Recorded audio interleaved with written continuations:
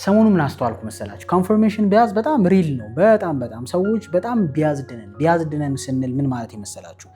የሆነ እኛ ያመንበት ወይም እኛ የተጨመላለቅንበት ነገር ከሆነ ኢቭን ኢፍ ልክ እንዳልሆነ ህሊናችን ቢያውቀው ራሱ ያንን ሀሳብ የመደገፍ ቴንደንሲ ወር ያንን ተግባር የማረግ ቴንደንሲ አለ። በተለይ ሪሌሽንሺፕ ላይ በተለይ ሴቶች፣ በእርግጥ ወንዶችንም ያጠቃልላል። ሪሌሽንሺፕ ላይ ያላግባብ የምትከፍሉትን ዋጋ ምናልባት ከዚህ በፊት ማራኪ ወግንም ሾክ አያችሁት። ሰው ሪሌሽንሺፕ ላይ ዋጋ መክፈል አለበት ብዬ አላስብም ብዬ ስትል እንደውም ሪሌሽንሺፕ ላይ ያልተከፈለ ዋጋ እንዴት ትዳር ላይ ይመጣል ስላለኝ እሱንም እግረ መንገድ እንመልሰው ብዬ ነው። እኔ የማስበው ሰዎች እንደዚህ አይነት ሲቹዌሽን ውስጥ ከሆኑ ዋጋ መክፈል አለባቸው ብዬ አላስብም። ሪሌሽንሺፓቸው ላይ ትዳር አላልኩም፣ ትዳር ሌላ ዳይሜንሽን ነው። ሪሌሽንሺፕ ላይ ግን ገና የሆነን ሰው አብረኸው ለመሆን እያጠናኸው ባለ ሰዓት፣ የሆነን ሰው ለማወቅ እየጣርክ ባለ ሰዓት እነዚህ ነገሮች ሀፕን የሚያደርጉ ከሆነ ቢ ኬርፉል። በተለይ ያንግ ወጣቶች፣ ያላገባችሁ ወጣቶች ወይም አግብታችሁ እንግዲህ ተፋታችሁ ሌላም ትዳር የምታስቡ ሰዎች ይህን you should take it seriously ብዬ ነው ማምነው። ከልቤ ነው ነግራችሁ። ለማንኛውም ሰብስክራይብ አድርጋችሁ ጀምሩ። ሌሎች ሰዎች ቪዲዮን ሼር አድርጉት። ኢንጆይ። የመጀመሪያው ይኸውላችሁ ስፔሻል ነኝ ብሎ ከማሰብ ራሳችሁን ጠብቁ። ይሄ ስል ቶሎ ትሪገር ሊያረጋችሁ ይችላል፣ ግን በጣም ብዙ ሴቶች ዋጋ የምትከፍሉበት አንዱ ሪዝን ስፔሻል ነኝ ብሎ ማሰብ ነው። ኦፍኮርስ ለሰልፍ ወርዛችሁ ለካንፊደንሳችሁ ምናምን ስፔሻል ነኝ እንኳን እንዲህ ነኝ ብትሉ መጥፎ ላይሆን ይችላል፣ ግን እያወራችሁ ጭምር ነው ብዬ አስባለሁ። በጣም ብዙ ሴት ዋጋ ከወንድ በላይ በዚህ ኬዝ ከወንድ በላይ ሴት ልጅ ዋጋ የምከፍልበት ነገር ብዬ የማስበው ራሷን ስፔሻል አድርጋ ማሰቧ ነው። ሁሉም ሴት እንኳን ባልል አንዳንዶቻችሁ አለባቸው። አለማወቅ ይሁን ፉክክር ይሁን ኢጎ ይሁን አይ ዶንት አንደርስታንድ። ግን እኔ ስፔሻል ብሎ ማሰብ ወይም ኢንታይትልመንት ነው ብዬ ነው ማሰብ። በጣም አቢዩዘር የሆነን ሰው እቀይረዋለሁ ብሎ ማሰብ። በጣም አቢዩዘር የሆነ ባል ሚስቱ ላይ ቺት አድርጎ አንቺ ጋር የመጣን ባል እኔ ጋር ሲመጣ ሎያል ይሆንልኛል ወይ የታመነ ይሆንልኛል ብላችሁ የምታስቡት ሰው አለ። ኤክስ ገርልፍሬንዱን በጣም ብዙ ነገር አድርጓት የመጣን ሰው እኔ ጋር ስለሆነች እኔ ጋር ስለመጣሁን ይለያል፣ ለእኔ ዲፍረንት ነው አይደለም። የድሮ ገርልፍሬንዱን ይደበድባት ነበር፣ እኔን ግን አይደበድበኝም። የድሮ ገርልፍሬንዷን እኮ ቺት አድርጎባት ነው፣ እኔ ላይ ግን አያደርግም።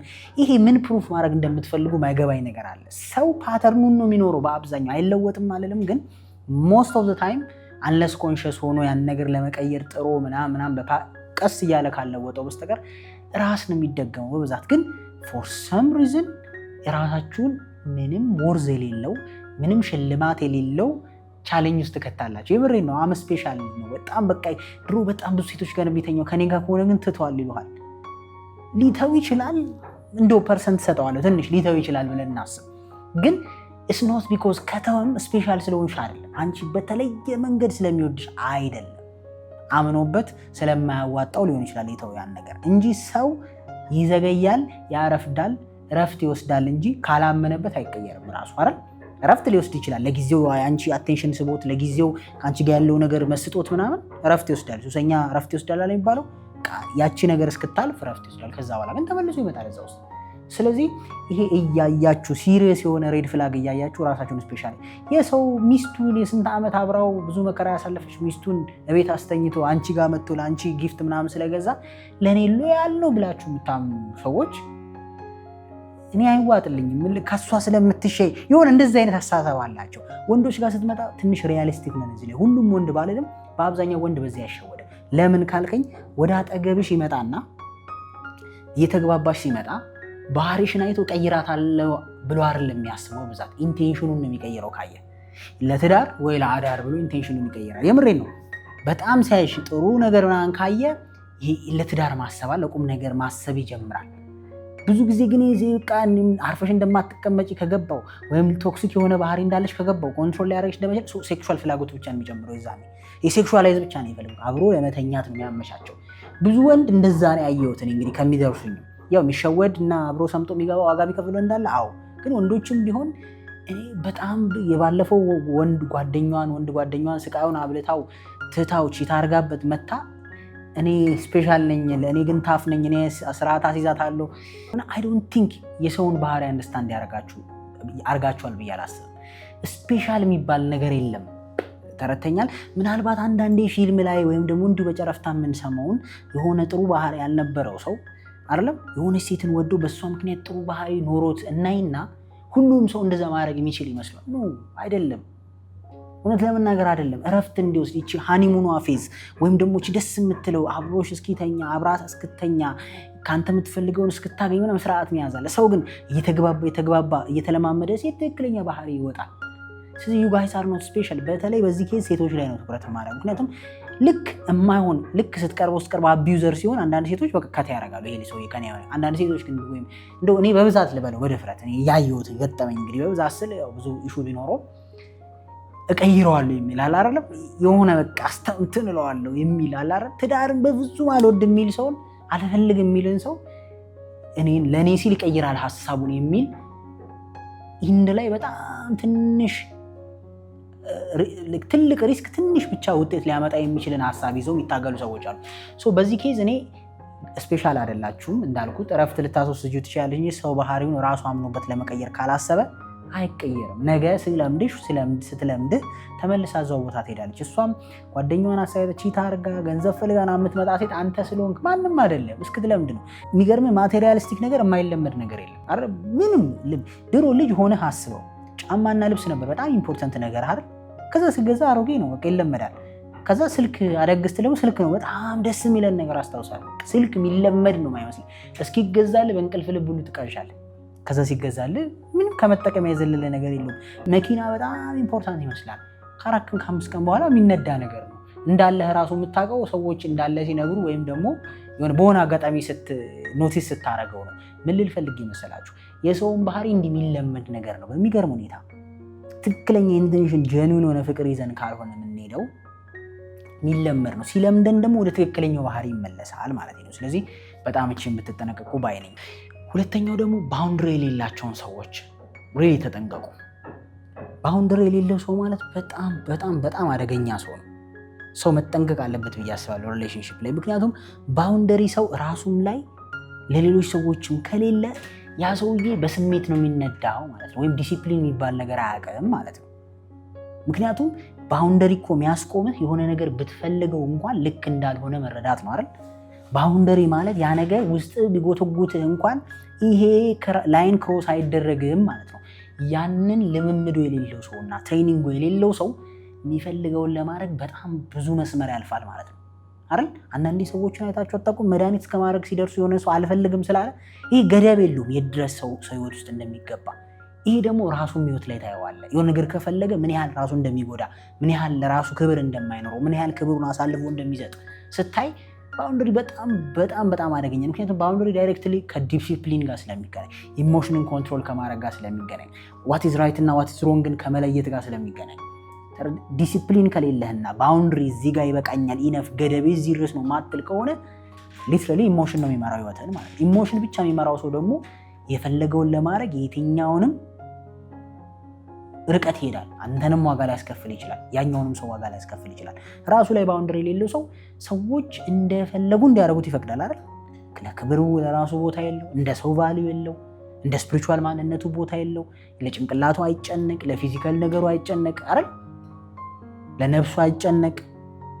ባውንደሪ የለውም፣ ገደብ የለውም፣ እዚህ ጋር መቆም አለበት ብሎ ራስ ላይ ሲሆን ከሰልፍ ወርዝም ጋር ስለሚገናኝ ሰዎች ላይ ባውንደሪ ላይ ደግሞ የሌለው ሰው ካየህ የሰው መብት መንፈግ፣ በጉልበት መጠቀም አይደለም፣ የሰው አይዲያ ለመስማት እኔ ብቻ ንጉስ ነኝ ብሎ ማሰብ ይሻገራል። እና ሪሌሽንሺፕ ላይ እንደዚህ አይነት ሰዎች በጣም በጣም አደገኛ ናቸው ብዬ ነው ማሰብ። ሰው የሰውን ባውንደሪ ማክበር አለበት። ሰው በራሱ ሙሉ ፍጡር ነው። እኔ የምፈልገውን አይደል ማልፈልግ ከሆነ መብት እንዳለኝ የሚረዳ ገደቡን የሚያቅሰው መሆን አለበት። ሴትም ትሁን ወንድ። በነገራችን ላይ የጾታ ጉዳይ አይደለም። እዚህ ኬዝ ላይ ባውንደሪ የሌላቸው ሴቶች አሉ። ባውንደሪ የሌላቸው ሴቶች እንዳልኩ የሚፈልጉትን ለማግኘት ስርዓት የሌለውን መስመር ሁሉ ያልፋሉ። እንደውም አንድ ሰው ምን ሲል ሰማሁት፣ ባለጌና ጨዋ ቢጣላ ሁልጊዜ ባለጌ ነው የሚያሸንፈው አለ። ምክንያቱም ባለጌ ሞራል እንትን ስለሌለው የትኛውንም ህገወጥ ጨዋታ ተጫውቶ ማሸነፉን ነው የሚያየው። ጨዋ ሰው ግን ህሊና አለው፣ ማስተዋል አለ፣ የተማረው ነገር አለ፣ ስፒሪቹዋል ትእዛዞቹ አለ። እነዛ ነገሮች ስለሚገድቡት በተቻለ መጠን ይጠነቀቃል ነው። ስለዚህ ዴትም ስታረጉ የምሬን ነው፣ በትንንሽ ነገሮች የሰውን ባውንደሪ እዩ። የሰው ባውንደሪ ውስጥ የሚገባ ሰው መብቴ ነው ብሎ የሚያምን ሰው ሁሉንም ነገር አንድ ሰው ነፃነት የማይሰጥ ሰው ላይክ ስልክ አንድ ሴት አላነሳችም ስለዚህ አለማንሳቷ ጥፋቱ አድርጎ ካልገደልኩም ይላል አይደለም። አንድ ወንድ አልተመቸውም ስራ ቢዚ ነኝ ስላለ ስራው ጋር ሄዳ መኪና መስታወት መሰበር ሴት አለች ተረተኛ ወይም ደግሞ መስመር አልፏል ቤተሰቦቹ ጋር ደውሎ ቤተሰቦቹ ቤት ሄዶ ምናምን የሰውን መብት ማለፍ እንዴ ከሱ ጋር ነው ዴት ያደረግሽው አይደል ቤተሰቦቹ አላማከሩ አይደል ስለዚህ የዛ መስመር አልፈ ቤተሰቦቹና ምን አረጉ እዛው ከጀመርከው ጋር ጨርስ ባውንደሪ የሚያልፍ ሰው ማለት ይሄ ነው ስለዚህ እንደዚህ አይነት ሰዎች የኢሞሽን ኮንትሮል ችግርን በተወሰነ መልኩ ስለሚኖርባቸው ሁሉም ልል አልችልም እዚህ ጋር መጠንቀቅ የሚያስፈልገው ሁሉም ነገር የባውንደሪ ችግር ነው ደግሞ ልንል አንችል አንዳንዴ ጥፋት አጥፍታችሁ ሰዎችን ትሪገር የምታረጉ ሰዎች አላችሁ ግን በዛ በተረፈ you should really care ባውንደሪን ማየት አለባችሁ ብዬ አስባለሁ በጣም one of important concept ነው በተለይ ሪሌሽንሺፕ ላይ so be careful ሶስተኛ ደግሞ ከኤክስ ገርልፍሬንዶቻቸው ጋር ኮሙኒኬት ማድረግ የማቆሙ ወይም ማቆም የማይችሉ ሰዎችን በጣም ተጠንቀቋቸው ምክንያቱም ውስብስብ ሳልሄድ ይሄንን በምን መልስላችሁ ለምን በሚል ጥያቄ ነው ከኤክስ ጋር ኮሙኒኬት ማድረግ ያለብህ ለምን ሲንግል ከሆንክ መፍትህ ነው አልገባም እዛ ውስጥ ተመልሰህ ልትሆን ትችላለህ እኔ የኔ ጉዳይ አይደለም ሲንግል ለሆነ ሰው ሪሌሽንሺፕ ውስጥ ላለ ሰው ግን ከኤክስ ጋር ኮሙኒኬት የምታረግበት ሪዝን ለምን የሚለውን በደንብ መመለስ ትችላለህ ጓደኛ ሆነናል ትላለች ኖ ሮንግ ምክንያቱም ምንም ጥቅም አንደኛ ዲስስፔክቲንግ ነው ይሄንን ስል ግን ኤክስ ማለት የትዳር አጋር አብረህ ልጅ ያፈራሁ ምናምን እያልኩ አይደል ሪሌሽንሺፕ ነው ያወራው አብረህ ልጅ ካለ አንተ አልገናኝም ብትል ራሱ አይቻልም ምክንያቱም ልጅህን ማሳደግ ስላለብህ በጋራ ኮመን ነገሮች ይኖራል እሱም ግን በጣም ክሊር የሆነና ያልተወሳሰበ ድብቅ ቦታ የሌለው መሆን አለበት አለበለዚያ ቀጣዩ ሰው ላይ ጫና ስለሚያመጣ ማለት ነው ሶ ከኤክሳቸው ጋር ኮሙኒኬት ማድረግ የሚያቆማቸው አሁን እኛ ፍሬንድ ነን አሁን እኛ ጓደኛ ነን ያው አሁን መካድ የማልችለው ይኖራሉ በቁጥር የሚቆጠሩ ሰዎች ከኤክሶቻቸው ጋር በሰላም የሚኖሩ ትዳር አላልኩም እሺ ትዳር ባውንደሪ ተጠብቆ ኖርማል የማይጠላላ በችግር በሐዘን የሚደራረስ ሰው ሊሆን ይችላል አይደለም በተለይ የወጣት ሪሌሽንሺፕ ላይ ግን ይሄ በቴክስት ማውራት መደዋወል ሻይ ቡና ማለት ምናምን ግን ኢንቴንሽኑ ምንም ነው ማይታየው ሄልዚም ነው ብዬ አላስብም ምክንያቱም አንቺ ያንን ሰው ከተካሹ በኋላ ወይም ያንተ ያችን ሴት ከተካሃት በኋላ አረም በቃ በሆነ ምክንያት ተለያይታችኋል ሌላ ሰው መጥቷል አሁን ተመልሰ ከዛ ሴት ጋር ማውራት ማቆም የሚያቅትህ ከሆነ ወይም ደግሞ ገርልፍሬንድ ይሄ ነገር ይቆምልኝ ስትል ወይም ቦይፍሬንድሽ ይሄ ነገር ይቆምልኝ ሲል እሺ ለማለት የሚከብዳችሁ ከሆነ አልጨረሳችሁም ማለት ነው እዛ ምክንያቱም እንግዲህ እስከምናውቀው ፍቅር ግንኙነት ነው ያላችሁ የፍቅር ግንኙነት ደግሞ ሲቆም ይቆማል በቃ አለቀ ዘጋና አዲስ ሰው ያንን የሚተካ ሌላ ሰው አለ ስለዚህ ከዛ ቀንሶ ወደ ኋላ መመለስ አንደኛ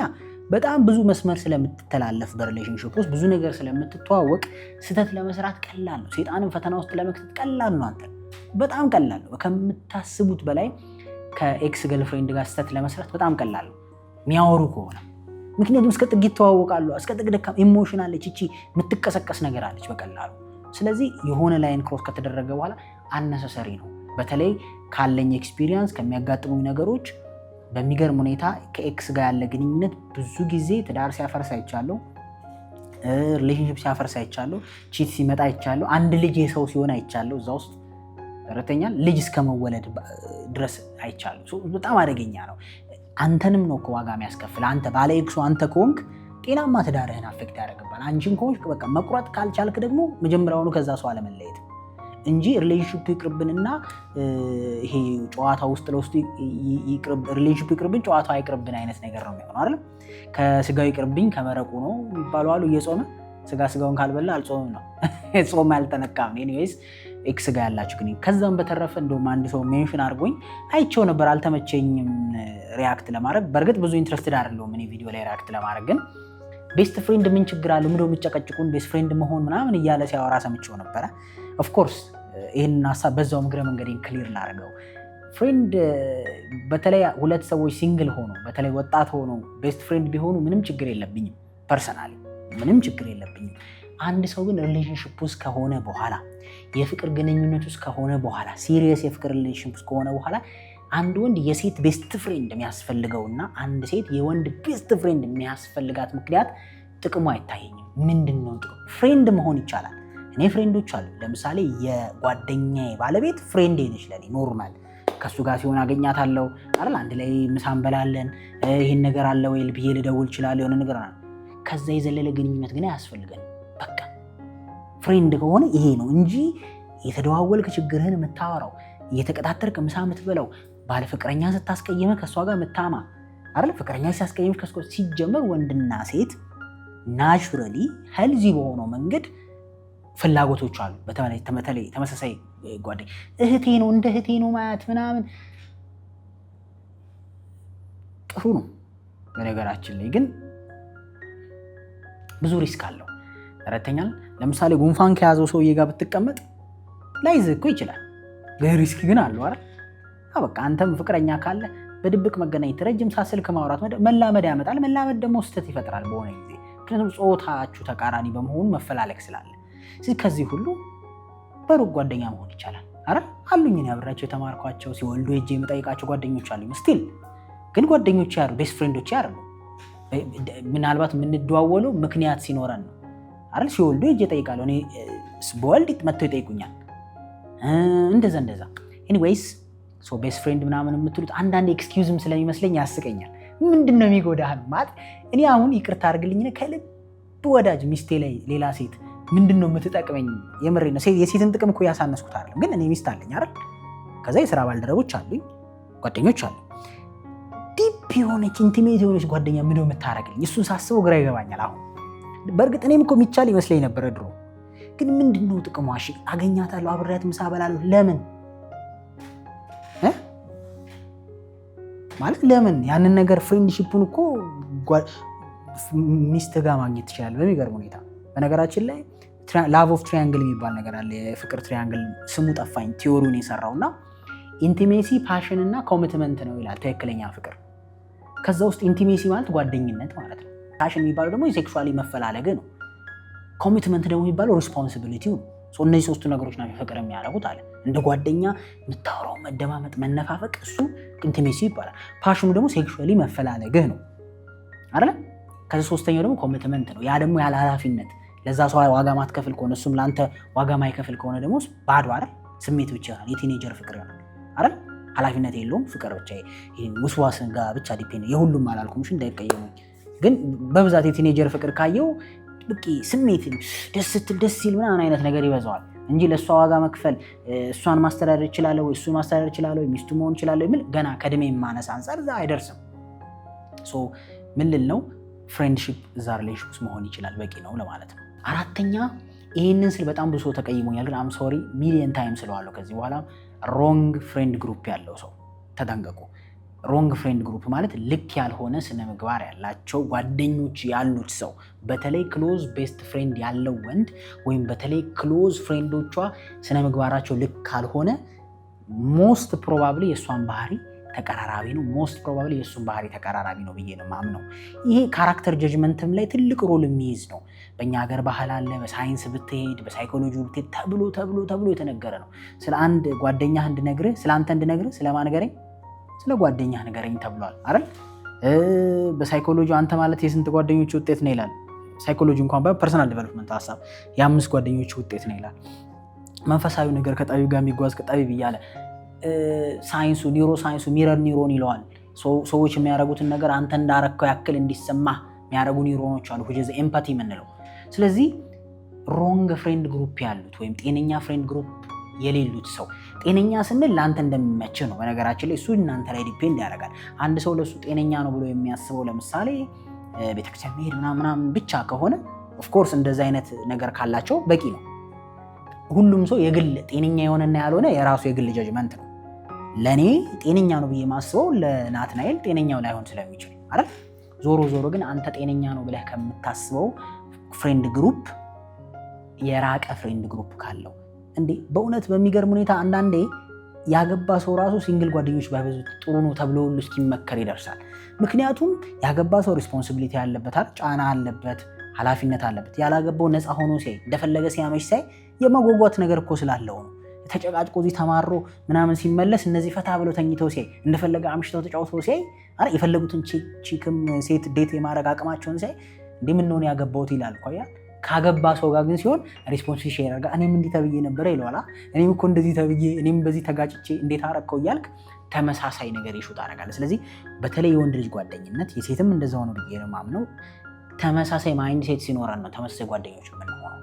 ስለዚህ በፍጹም የማትፈልጊው አይነት ፍሬንድ ግሩፕ ውስጥ ከሆነ ሰውየው መጥፎ ነው ጥሩ ነው እኔ አይደለሁም የምወስነው፣ መድኃኔዓለም ነው። ግን ለአንቺ ግን ላይሆንሽ ይችላል። ምክንያቱም ጓደኞቹ መምሰሉ አይቀርማ። አሁን አንተ እዚህ ጋር ብድግ ብለህ ናትናኤል ከአንተ ባህሪ ጋር የማይመች አንተ ስራ ጋር የማይመች ሰው ጓደኛ መሆን ትችላለህ። በስራ አጋጣሚ አግኝተው እኮ ጥሩ ኮኔክሽን ሊኖር ይችላል። ግን የምትደዋወለው አብረህ የምታመሸው ጓደኛ ታደርጋለህ። አትመስልም ጓደኛህን። አሁን አንተ የሆነ ነገር እኮ ይመስላል። ስለዚህ ሮንግ ፍሬንድ ግሩፕ አንዱ ካራክተር ጀጅ ማድረጊያ ነው እና ይሰራል። ሞስት ኦፍ ታይም ደግሞ ሲሰራ አይቼዋለሁ። ረዳኝ ብዙ ጊዜ ቺትም ሲደረግ ታያለህ፣ በሴትም በወንድም። ጓደኞቿን ብታይ ብዙ እንትን ታገኝ ነበረ ምልክት። ቺት ሲያደርገው ሮንግ የሆነ አስተሳሰብ ሲኖረው ስለ ሴቶች ምናምን ብዙ ጊዜ ጓደኞች ግሩፑን ብታይ ትረዳ ነበረ ምን አይነት ሜንታሊቲ እንዳለው። ግን ይሄ ማለት ግን አንዳንዴ ደግሞ ከጓደኞቻቸው ወጣ ብለው በጣም ድብቅ የሆኑ ክፉ ሀሳብ ያላቸው ሰዎች የሉም የሚል ግን ድምዳሜ ላይ እየደረስን አይደለም። ግን በጣም ሪስኪ እና መጠንቀቅ ያለባችሁ ነው ዴቲንግ ግሩፕ ላይ። ቅድም እንዳልኩት ስፔሻል ነው እሱ። አንዳንድ ሰው እንደውም ሰሞኑ ላይ አንድ ልጅ ቲክቶክ ላይ ሰርተው አይቼ ሲስቅ ነበረ። ጓደኞቼ ናቸው ዘልዛሎች እሱ አይደለም፣ ጓደኞቹ ናቸው ዘልዛሎች እሱ አይደለም ብላ ስትነግረን ብለው ሙድ እየያዙ ነው። እውነት ብዙ ጊዜ ተመሳሳይ ነው አይደል? ላይነግርሽ ይችላል፣ ላትነግርህ ትችላለች። ጓደኛዬ እኮ እንዲያርጋ ስትል ዳይሬክትሊ እሷ እነኝ ላትል ትችላለች። ግን በማይንድ ሴት ደረጃ የመቀራረብ ቻንሳቸው ሰፊ ነው። ሶ ቢ ኬርፉል፣ እዚህ ጋር ጥንቃቄ ያስፈልጋል። 5ኛ ሞራል ባውንደሪ የሌለው ሰው ተጠንቀቁ። ቅድም ባውንደሪ ብያለሁ፣ አሁን ደግሞ ሞራል ባውንደሪ። ሪፍረንስ የሌለው ሰውን ይፈራሉ። ምን ማለት መሰላችሁ? የሰው ልጅ የሆነ የሚፈራውና የሚመራበት ክሊር አካል ከሌለ ምንም ሊያደርግ ይችላል የሚል አስተሳሰብ አለ። አራተኛ ለምሳሌ ኢትዮጵያ ውስጥ ህግ ፈርቶ የተቀመጠ ብዙ ሰው የለም። ህግ ቢጠፋ አንጨራረስም። እንደው ትንሽም ህግ አለ ተብሎ ስለሚታሰብ አይደለም ህግ መታሰርን ምን ስለፈራ የተቀመጠ ሰው አለ። የማይዘርፍ ምንም አይል። ምን ማለት መሰለህ? አንዳንዴ ስነ ምግባር እንዲኖርህ የሆነ ነገርም ያስፈልጋል ብዬ አስባለሁ። ለዛም ይመስለኛል ከመጽሐፍ ቅዱስ ተሰጥቶናል አይደል? ብዙ ትምህርት ምክር ተሰጥቶናል። ምክንያቱም ሰው ልጅ የግል ፍላጎቱ ብዙ ነገሮች ሊከተው ስለሚችል። ስለዚህ ሞራል ግራውንድ ይሄ እኮ አይደረግም፣ ይሄ እኮ ልክ አይደለም፣ ይሄ እኮ ነውር ነው ሊልበት የሚችል ሪፍረንስ ያስፈልገዋል ብዬ አምናለሁ የሰው ልጅ። ያ የሌለው ሰው ቅድም እንዳልኩት የሚፈልገውን ለማግኘት የትኛውንም ላይን ክሮስ ሊያደርግ ይችላል። ተረዳኸኝ? በቃ የሰው ንብረት አይነካም የሚል ልዕልና ከሌለው አንድ ሰው አይደለም ሰው አይጎዳም የሚል ያንን የምትማርበት ኬት ነው። እነዚህን ኮር ሀሳቦች ኬትም በለው ዴፊኒሽን እንትን ውስጥ አልገባም። ብቻ ግን የሆነ ኮር የሆነ የምትተማመንበት መቆሚያ ነገር ምሰሶ ነገር ያስፈልገዋል ብዬ አስባለሁ። እና እኔ አሁን አንድ ሴት ሞራል ግራውንድ ከሌላ ታስፈራኛለች፣ አንድ ወንድም ሞራል ግራውንድ ከሌላ ያስፈራኛል። ምክንያቱም አብሮኝ እየሰራ ምንም አድርጎ ሊሄድ ይችላል አይደለም? ንብረት አበላሽቶ ሊሄድ ይችላል፣ ዘርፎ ሊሄድ ይችላል፣ ጎድቶ ሊሄድ ይችላል ከነ ቤተሰብ። ለምን ጭንቅላት ውስጥ የሰው ንብረት መንካት ኃጢአት ነው ወይም ደግሞ የሰው ንብረት ልክ አይደለም በምንም መንገድ ያስቡት አልኩ። በኃጢአት እንኳን ማያምን ቢሆን ይሄ ላይክ ምን ለው ነው የሚባለው? በአንተ ላይ የተደረገ በሌላ ሰው ላይ እንዳይደረግ የሚባል ምን ለው አለ? ረሳሁት። ወይ እሱን የሚያምን ሰው መሆናል። የሆነ ብቻ ሞራል ግራውንድ ከሌላቸው ቢኬርፉል፣ ዋጋ ያስከፍላሉ። አንዳንዴ እሱን ደግሞ ታዩታላችሁ። አብረዋችሁ ስለ ገንዘብ ሲያወሩ፣ ስለ ጓደኝነት ሲያወሩ፣ ስለሌላም ነገር ሲያወሩ ምንም አዘኔታ የሌላቸው ሰዎች አሏል። እነሱ መለወጥ ካለባቸው፣ እነሱ የሆነ ቦታ መድረስ ካለባቸው ማንንም ደፍተው ማንንም ረግጠው መሄድ የሚችል አስተሳሰብ ያላቸው ሰዎች አጋጥሞ አቅም አሉ አይደል? አንተን አትለውም እንዴ ይላል። አንተ ትደነግጣለህ አይደል? አሰርቀውም እንዴ አትበላውም እንዴ ምናምን የሚልህ ሰው አለ። አጠገብህን ብታስጠገው ምንም ያደርጋል ማለት ነው። ስለዚህ እኔ በተለይ አብረው የሚሰሩ ሰዎችን ስመርጥ፣ ጓደኛ ስመርጥ የምጠነቀቀው ነገር ነው። ይሄ ምንድነው? የሰው ሞራል ልዕልና ነው። በቃ ህሊናው ምንድነው? ቤተሰብ ያስተማረው ሊሆን ይችላል፣ ማህበረሰቡ፣ ሃይማኖት አለም ኮር የሆነ የሚፈራው ፈሪሃ እግዚአብሔር እንበለው። እኔ በምረዳው ልክ ፈሪሃ እግዚአብሔር ከሌለው ከባድ ነው። ፈሪሃ እግዚአብሔር ከሌለ መንፈሳዊ አባት ሆነህ ራሱ ብዙ ነገር ታደርጋለህ አይደል? በጣም ምንም ሼም የሌላቸው ስላሉ ማለት ነው። ይቅር ይበለኝ ይሄን ላልኩበት። ኤኒዌይስ 6ኛ ሪስፖንሲብል ያልሆኑ ሰዎችን ቢ ኬርፉል። ሪስፖንሲቢሊቲ እንዴት ነው የሚታየው ልትሉ ትችላላችሁ። ሰው ሪስፖንሲቢሊቲ የሚታየው ራሱ ላይ ነው። ለአንቺ በሚያደርግልሽ ወይ ለአንተ በምታደርግልህ አይደለም ማየት ያለብህ። ለራሱ ህይወት ሪስፖንሲብል ነው ወይ አይደለም? ለራሱ ህይወት ሰው ሪስፖንሲብል ከሆነ አላግባብ አይጠጣም፣ አላግባብ ክፉ ነገር አያደርግም አይደል? አላግባብ ሰዎች ነገር ውስጥ አይገባም። ሪስፖንሲብል ነው። ገባ? ናትናኤል ሜትር ከ80 ቁመት አይደል? በዚህ ትከሻ በዚህ ኪሎ ምናምን ነህ አይደል እንበል በፊዚካል ነገር ከገለጽን ማለት ነው። ለዚህ ቴክ ኬር የምታደርገው ራስህ ሪስፖንሲብል ነህ አይደል? እግርህ እንዳይጎዳ አይደል? ነገር እንዳይጎል ምናምን። ስለዚህ ይሄንን ቴክ ኬር የምታደርግ ሰው ስትሆን ነው እኔን ጋር መተህ አብረህ ሪስፖንሲብል ሆነ ስራ ልትሰራ የምትችለው። ገባ? እሷም ለራሷ ሪስፖንሲብል ስትሆን ነው ነገ ለኔ የምትሆነው። ለቤተሰቦቿ ለራሷ ሪስፖንሲብል ስትሆን፣ ወንዱም ለራሱ ሪስፖንሲብል ሲሆን ነው አንቺም ሪስፖንሲቢሊቲ የሚሸከመው። ለራሱ ሪስፖንሲብል መሆን ያልቻለ ዲዩ ቲንክ ላንተ ይሆናል? እንዴት ይሆናል? ግልጽ እኮ ነው። ሰው ከራስ በላይ ንፋስ እኮ ነው። ሰው ለራሱ ሪስፖንሲብል መሆን ካልቻለ፣ የራሱን ሰውነት መጠበቅ፣ የራሱን ጤና መጠበቅ፣ የራሱን ሀሳብ መጠበቅ፣ የራሱን ጓደኞች መጠንቀቅ፣ የራሱን እያለ ማሰብ የማይችል ሰው ብሊቭ ሚ ለእናንተም ሪስፖንሲብል ይሆናል የሚል ግምት የለኝም። ሶ ዩ ሹድ ሪሊ ቢ ኬርፉል እዚህ ጋር ሪስፖንሲብል ያልሆኑ ሰዎችን ዝም ብላችሁ ራሳቸው ህይወት ላይ የሚያደርጉትን አንሪስፖንሲብል የሆነ ነገር ሲያደርጉ ታያላችሁ። ስለዚህ ደፍነትሊ ሞስት ደፍነትሊ ሰዎችም ለሪስፖንሲብል አይሆኑም ብዬ ነው ማምነው። ይሄ አይ ካን ኮንፊደንትሊ ሴይ ዚስ እንደው የተሆነ ፐርሰንት ሊኖር ይችላል አሰብኩና ሞስት ኦፍ ታይም አይኖርም። ሰው ለራሱ ሪስፖንሲብል ካልሆነ ወይም ኢንቴንሽናሊ ለራሴ አልሆንም ለእናንተ የሚል ሰልፍለስ ማንነት ከሌለው በስተቀር ትንሽ አስቸጋሪ ነው። ኤኒዌይስ እነዚህ ሁሉ ሀሳቦች ዴት ስታረጉ መጠንቀቅ ያለባችሁ፣ በተለይ ዚስ ዴይስ ዋጋ እየከፈላችሁበት ያለ ነው ብዬ ነው ማስበው። ወንድ ላይ ሴት ላይ ውበትን ምናምን ከማየት በዘለለ እነዚህን ነገሮች ማየት ያስፈልጋል ብዬ አምናለሁ። ወንድም ልጅ ላይ ገንዘብ ቁመናው ምናምን ከማለት በላይ እነዚህን ነገሮች ማየት በጣም አስፈላጊ ነው ብዬ አስባለሁ። በተለይ ጤናማና ረጅም ጊዜ ሊቆይ የሚችል የፍቅር ግንኙነት መገንባት የምታስቡ ከሆነ ብዬ አምናለሁ። ሆፕፉሊ ሄልፕስ። በሌላ ቪዲዮ እስከምንገናኝ መልካም ጊዜ ይሁንላችሁ። ወዳችኋለሁ። ሰላም ሁኑልኝ። ቴንክ ዩ